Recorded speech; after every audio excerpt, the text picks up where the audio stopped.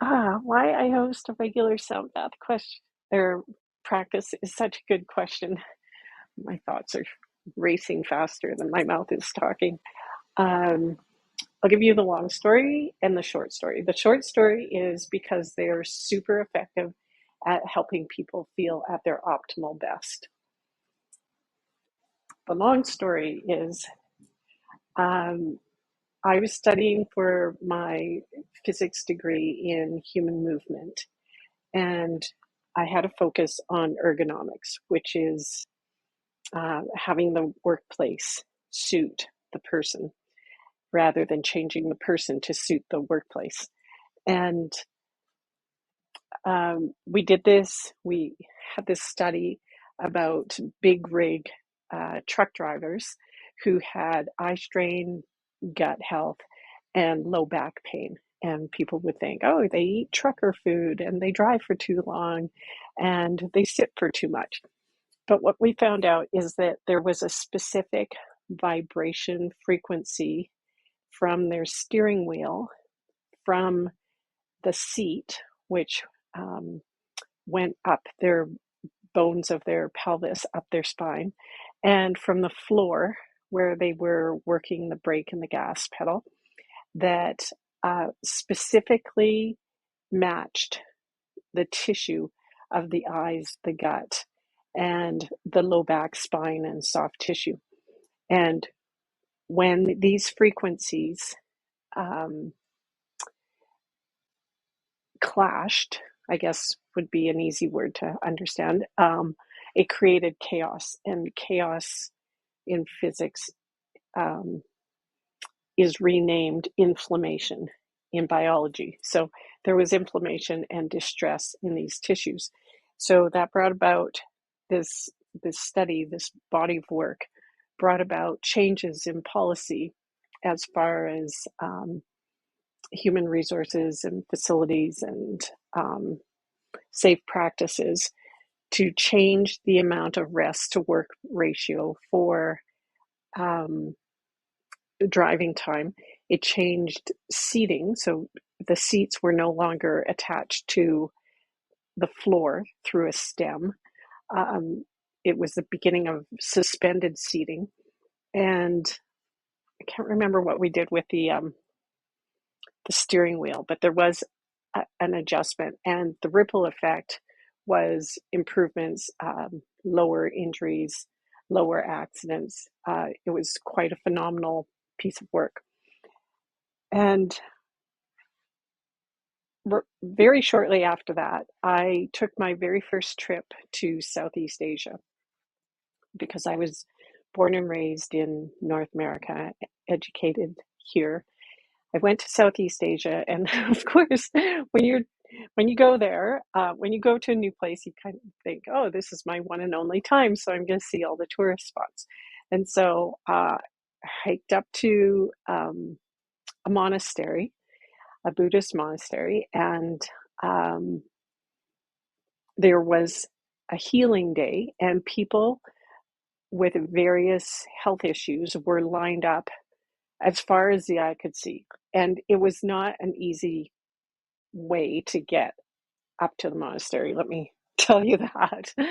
Um, and these people were lame. They had the sclera of their eyes, the whites of their eyes were rust colored or red, or they were being carried. They weren't walking on their own accord, or they were limping. They were using different implements, and they would go in individually, and then they would come out with their problem resolved. And I thought, this, like when you see more than one person come out in their spontaneous healing, you just think, okay, there's more than the placebo effect at work. What is going on here? And when you go in, you find out that they have a short interview and find out what is the ailment. And then they choose um, different sound bowls that vibrate at different frequencies, put it on the body or around the body, or they play. And also they chant. And so they were choosing a song or a bowl or an implement that had a certain vibrational frequency that corresponded with the tissue that was holding the ailment. And by creating coherence so that the they would play the sound instrument, and then the vibrations of the cells would entrain, or they would synchronize or match up with the higher vibration of the sound that was being played. And that's how they brought about their healing. And it was the most amazing thing to witness because it's simple, but it's so exquisitely elegant. Like, our bodies are meant to vibrate in harmony, like a beautiful symphony.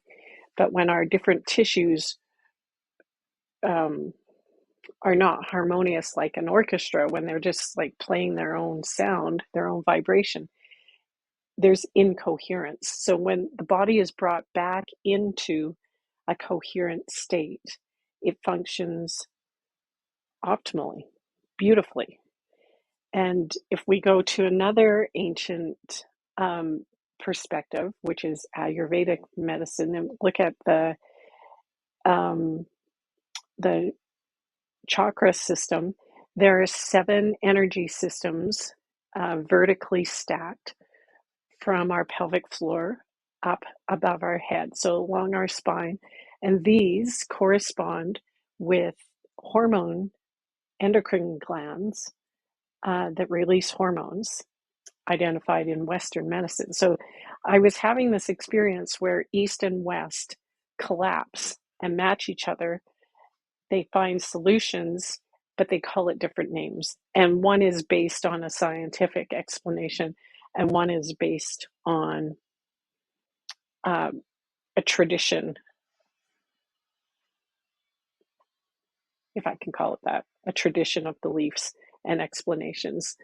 And when those hormones, like if you think about how does the body work, first it's through the nervous system, second stimulated through the hormones. And so when the hormones are in a coherent fashion, then everything works better. So when I had the opportunity to bring healing sound baths to live events, I thought, this is coming off of COVID lockdowns. People are struggling with anxiety. They have too much mind chatter and cannot quiet their minds. And they've separated kind of from the neck up and the neck down. Like, they're just listening to their head and their mind. They're not listening to their body.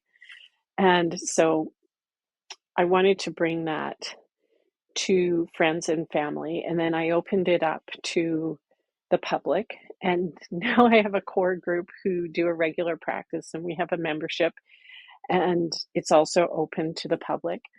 And it's a beautiful practice. I personally don't play, not very often. I host different sound bath players or practitioners.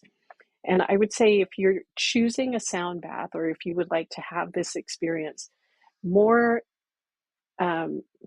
what's more important to consider, like more important than what's the venue, or what's the instrument that they're playing, or do they have drums, or are they playing 100% bowls, or like those kind of questions.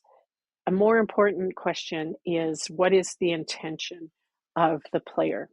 Because that has an energetic field, almost like an aura, that will interact with the energetic field of the collection of people who are there, and bring about a beautiful effect, a beautiful coherence.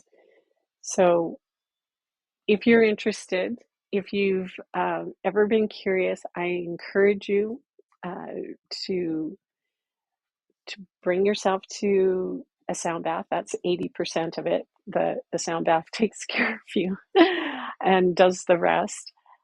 Sometimes you feel the effect when you're there. Sometimes you feel the effect 2, 3, 4 days after you leave. Um, People have said, "Oh, I came in with knee pain. I'm leaving without knee pain. I don't have the ringing in my ears, the tinnitus anymore." Or I slept beautifully. Or that felt like 10 or 15 minutes, but it was actually 60 minutes. Or I felt like I was asleep, but I know that I was awake. And so it brings our brain waves into a different brainwave pattern.